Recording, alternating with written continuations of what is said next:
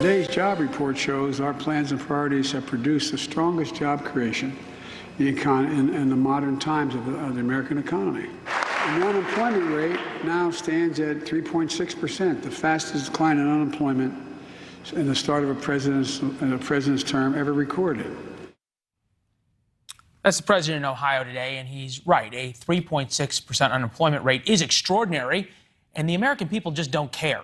In fact, they view Joe from Scranton as a little out of touch. His presidential campaign focused on a scrappy upbringing. That's true, and a senator who rode Amtrak. Yet now, 55% of Americans say he has hurt the economy. Only 19% say his policies have helped. Well, I know you're worried about the price of gas, food, and other necessities, and why it matters if we make more things here in America. Right, except he doesn't want to drill or make more gas in America. He said that. Niall Stanage is with our partners at The Hill and joins us now. Does the White House worry that Joe from Scranton, who people fell in love with because he was the anti-Trump, is no longer out there as the president? I think that he does still try to make that point, Leland. I think the problem is that that message doesn't necessarily penetrate as it once did.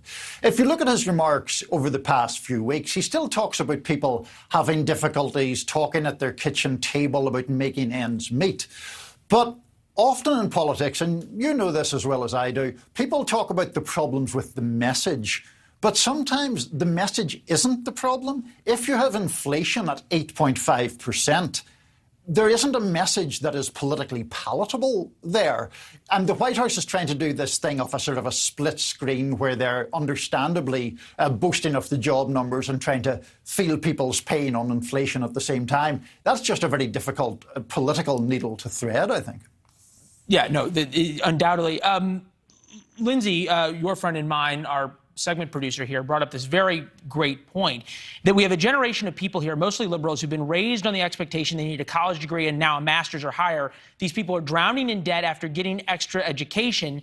And now all of a sudden they're hearing from the guy they elected, hey, I've got a plan for you. I'm going to do more, make more assembly line and manufacturing jobs.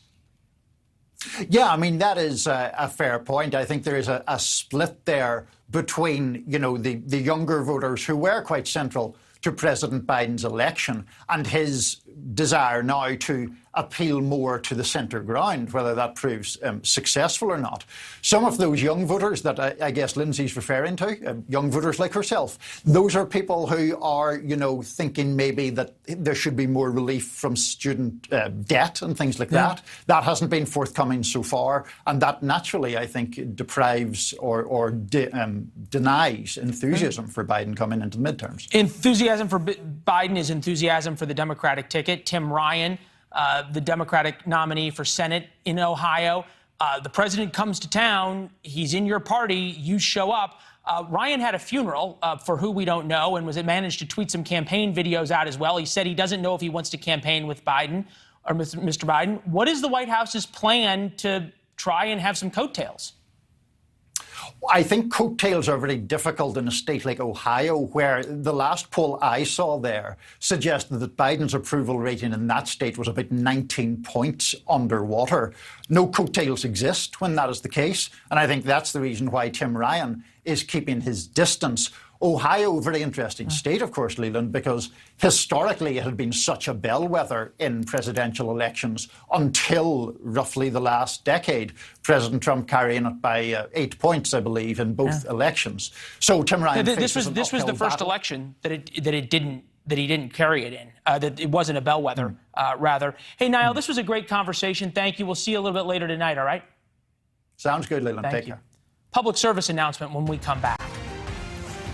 Thanks for watching. Click the red subscribe button below so you can get more of NewsNation's fact-driven, unbiased coverage.